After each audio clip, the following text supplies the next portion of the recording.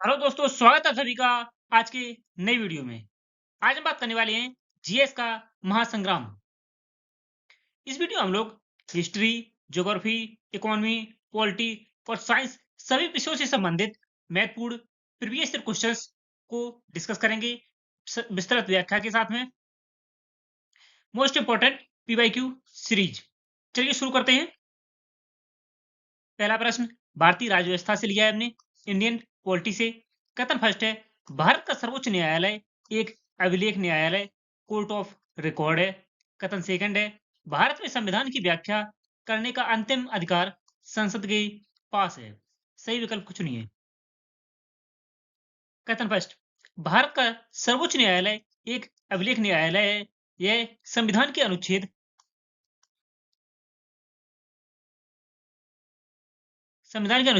129 में कहा गया है। संविधान के अनुच्छेद 129 में भारत का सर्वोच्च न्यायालय एक अभिलेख न्यायालय है, इसका उल्लेख किया गया है। बात करें उच्च न्यायालय, हाई कोर्ट की, उच्च न्यायालय की, तो संविधान के अनुच्छेद 215 में संविधान के अनुच्छेद 215 में यह कहा गया है कि उच्च न्यायालय, हाई कोर्ट एक अभिलेख न्यायालय है। अनुच्छेद 129 में सुप्रीम कोर्ट को, सर्वोच्च न्यायालय को अभिलेख न्यायालय कहा गया है और अनुच्छेद 215 को उच्च न्यायालय एक अभिलेख न्यायालय है, इसका उल्लेख किया गया है संविधान में। कथन सेकंड, भारत में संविधान की व्याख्या करने का अंतिम अधिकार संसद के पास है। यह कथन गलत है। कथन फर्स्ट सत्य है और कथन सेकंड गलत है। भारत में संविधान की व्याख्या करने का अंतिम अधिकार संसद के पास नहीं बल्कि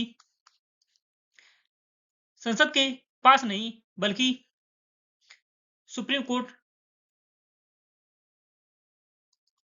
सुप्रीम कोर्ट सर्वोच्च न्यायालय के पास है। सर्वोच्च न्यायालय के पास। भारत में संविधान की व्याख्या करने का अंतिम अधिकार सुप्रीम कोर्ट अर्थात सर्वोच्च न्यायालय के पास है, न कि संसद के पास। कथन सेकंड गलत हो जाएगा। कथन फर्स्ट सही है। सही विकल्प है ऑप्शन ए। केवल कथन फर्स्ट सही है। भारतीय भारतीय संविधान के अनुच्छेद 129 के अनुसार सर्वोच्च न्यायालय एक अभिलेख न्यायालय है। इसके फैसलों को सभी अदालतों में साक्ष्य के रूप में माना जाता है। कथन सेकंड गलत है कि भारतीय संविधान की अंतिम व्याख्या करने का अधिकार संसद के पास नहीं बल्कि सर्वोच्च न्यायालय सुप्रीम कोर्ट के पास है।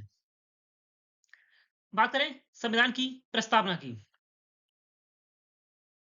संविधान की प्रस्तावना संविधान की प्रस्तावना को राजनीतिक राजनीतिक जन्म कुंडली राजनीतिक जन्म कुंडली के एम मुंशी ने कहा है। के एम मुंशी ने के एम मुंशी ने संविधान की प्रस्तावना को राजनीतिक जन्म कुंडली कहा है। और बात करें संविधान की आत्मा संविधान की प्रस्तावना को संविधान की आत्मा किसने कहा है? नेक्स्ट है संविधान को पहचान पत्र संविधान की प्रस्तावना को पहचान पत्र किसने कहा है? संविधान की आत्मा ठाकुरदास भार्गव ने कहा है। प्रस्तावना को ठाकुरदास भार्गव ने संविधान की प्रस्तावना को संविधान की आत्मा कहा है। और पहचान पत्र यह एन ए पालकीवाला ने एन ए पालकीवाला ने संविधान की प्रस्तावना को पहचान पत्र कहा है। नेक्स्ट है यह भारत का भूगोल से प्रश्न लिया है, इंडियन ज्योग्राफी से। कथन फर्स्ट है, भारत में कर्क रेखा ट्रॉपिक ऑफ कैंसर कुल 8 राज्यों से होकर गुजरती है। कथन सेकंड है, भारत का मानक समय Indian standard time Greenwich mean time GMT से 5 घंटे 30 मिनट पीछे है। निम्न में से कौन सा कथन सत्य है? कथन फर्स्ट, भारत में कर्क रेखा ट्रॉपिक ऑफ कैंसर कुल 8 राज्यों से होकर गुजरती है। यह कथन सत्य है। और कथन सेकंड, भारत का मानक समय Indian standard time Greenwich mean time GMT से 5 घंटे 30 मिनट पीछे है। यह कथन असत्य है। 5 घंटे 30 मिनट पीछे नहीं, बल्कि भारत का मानक समय 5 घंटे 30 मिनट आगे है। ग्रीनविच मीन टाइम से 5 घंटे 30 मिनट आगे है भारत का समय। सही आंसर हो जाएगा कथन फर्स्ट सत्य है, ऑप्शन ए। केवल कथन फर्स्ट सत्य है। बात करें एक और इसी से इंपॉर्टेंट क्वेश्चन है। भारत के राज्यों में भारत का पूर्वी राज्य अरुणाचल प्रदेश है। भारत का सबसे पूर्वी राज्य अरुणाचल प्रदेश है और पश्चिमी राज्य गुजरात। भारत का सबसे पूर्वी राज्य अरुणाचल प्रदेश है और पश्चिमी राज्य गुजरात है। अरुणाचल प्रदेश और गुजरात के मध्य में सूर्योदय और सूर्यास्त का समयांतराल कितना है, ये आपको कमेंट बॉक्स में बताना है।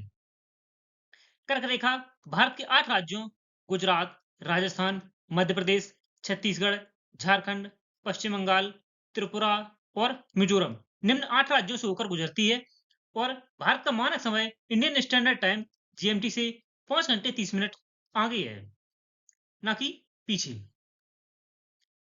भारत के पूर्वी राज्य अरुणाचल प्रदेश और पश्चिमी राज्य गुजरात के मध्य में समयांतराल कितना है? सूर्योदय और सूर्यास्त का समयांतराल कितना है? तीसरा प्रश्न सामान्य विज्ञान से लिया है, जनरल साइंस से। इसका कथन फर्स्ट है शुद्ध जल प्योर वाटर का पीएच मान 7 होता है। कथन सेकंड है जल का अधिकतम घनत्व 4 डिग्री सेल्सियस तापमान पर होता है। सही विकल्प का चयन कीजिए। कथन फर्स्ट शुद्ध जल प्योर वाटर का पीएच मान 7 होता है, यह कथन सत्य है। पीएच मान 7 यह उदासीन होता है। बात करें पीएच मान की। पीएच मान की अवधारणा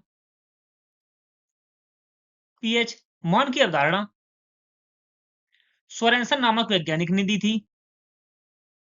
सोरेनसन नामक वैज्ञानिक ने 1909 में प्रस्तुत की थी।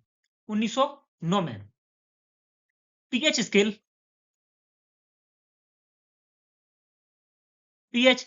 का मान 0 से 14 के मध्य होता है। 0 से 14 के मध्य होता है। 0 से 14 के मध्य, जिसमें 7 यह उदासीन होता है, जो कि जल का पीएच मान होता है 7। 7 से 0 की तरफ जितना मान कम होगा उतना ही वह विलयन या पदार्थ अम्लीय होगा और 7 से 14 की तरफ जितना मान अधिक होगा वह पदार्थ या विलयन उतना ही क्षारीय होगा। अम्ल और क्षार के मध्य में अंतर आप समझ सकते हैं। अम्ल स्वाद में खट्टे होते हैं और क्षारीय यह स्वाद में कड़वे होते हैं। क्षारीय पदार्थों का स्वाद कड़वा होता है। अम्ल यह OH यह H+ आयन प्रदान करते हैं। H+ आयन प्रदान करते हैं और क्षार OH- आयन प्रदान करते हैं। OH- आयन छोड़ते हैं। शुद्ध जल उदासीन न्यूट्रल होता है, इसलिए इसका मान पीएच मान ठीक 7 होता है। इसके अलावा जल का घनत्व 4 डिग्री सेल्सियस पर अधिकतम होता है। इसी तापमान पर इसका आयतन वॉल्यूम न्यूनतम होता है। कथन फर्स्ट और सेकंड दोनों सत्य हैं। सही आंसर हो जाएगा ऑप्शन सी। कथन फर्स्ट और सेकंड दोनों सही है। नेक्स्ट है प्रश्न 4। यह भारतीय इतिहास इंडियन हिस्ट्री से लिया गया है। कथन फर्स्ट है इसका इंकलाब जिंदाबाद का नारा भगत सिंह ने दिया था। कथन सेकंड है चौरी चौरा कांड के बाद महात्मा गांधी ने असहयोग आंदोलन वापस ले लिया था। सही विकल्प चुनिए। कथन फर्स्ट इंकलाब जिंदाबाद का नारा भगत सिंह ने दिया था, यह कथन असत्य है। इंकलाब जिंदाबाद का नारा मौलाना हसरत मोहनी ने दिया था। मौलाना हसरत मोहनी ने इंकलाब जिंदाबाद का नारा दिया था। भगत सिंह ने इसे नारे को लोकप्रिय बनाया था। इंकलाब जिंदाबाद के नारे को भगत सिंह ने लोकप्रिय बनाया, परंतु यह मौलाना हजरत मोहनी के द्वारा इंकलाब जिंदाबाद का नारा दिया गया था। कथन फर्स्ट गलत है। कथन सेकंड की बात करें, चौरी चौरा कांड के बाद महात्मा गांधी ने असहयोग आंदोलन वापस ले लिया था। यह कथन सत्य है। इंकलाब जिंदाबाद का नारा मौलाना हजरत मोहनी द्वारा लिखा गया था, लेकिन इसे बाद में सबसे पहले लोकप्रिय भगत सिंह ने असेंबली में बम फेंकते समय बनाया था। शहीद भगत सिंह ने असेंबली में बम फेंकते समय इंकलाब जिंदाबाद के नारे को लोकप्रिय बनाया था। कथन सेकंड सही है। फरवरी 1922 में हुए चौरी चौरा कांड के बाद फरवरी 1922 में चौरी चौरा की हिंसक घटना के कारण महात्मा गांधी जी ने असहयोग आंदोलन वापस ले लिया था। असहयोग आंदोलन की शुरुआत गांधी जी ने 1920 में की थी। 1920 में। नेक्स्ट है अर्थव्यवस्था से, इकोनॉमी से। कथन फर्स्ट, भारत में 1 रुपए के नोट पर भारतीय रिजर्व बैंक आरबीआई के गवर्नर के हस्ताक्षर होते हैं। कथन सेकंड है, जीएसटी एक प्रत्यक्ष कर डायरेक्ट टैक्स का उदाहरण है।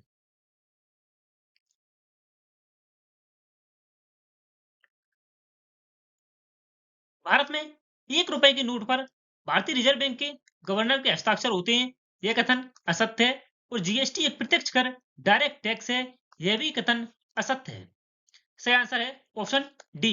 कथन फर्स्ट और सेकंड दोनों गलत हैं। चलिए व्याख्या देखते हैं। 1 रुपए के नोट और सिक्के को भारत सरकार द्वारा जारी किया जाता है, इसीलिए इसे वित्त सचिव, फाइनेंस सेक्रेटरी के हस्ताक्षर होते हैं, आरबीआई गवर्नर के नहीं। 1 रुपए के नोट पर वित्त सचिव के हस्ताक्षर होते हैं, न कि भारतीय गवर्नर के, भारतीय बैंक के, आरबीआई के गवर्नर के। कथन सेकंड गलत है। यह भी जीएसटी एक अप्रत्यक्ष कर है, इनडायरेक्ट टैक्स है, ना कि प्रत्यक्ष कर। सही आंसर है ऑप्शन डी। कथन फर्स्ट और सेकंड दोनों गलत हैं।